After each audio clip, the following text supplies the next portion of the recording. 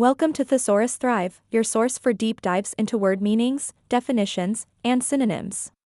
Today, we're exploring the word infeasible, a term often used to describe something that cannot be achieved or is impractical.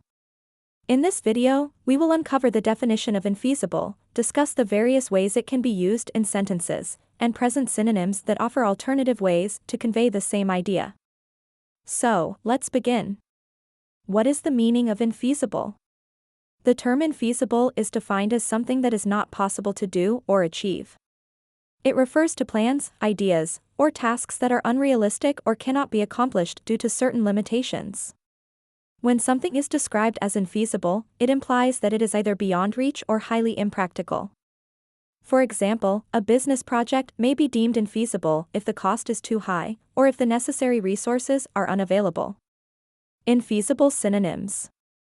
The English language offers several synonyms for infeasible that can be used interchangeably depending on context. Some of the most common include: impractical refers to something that lacks practicality or feasibility.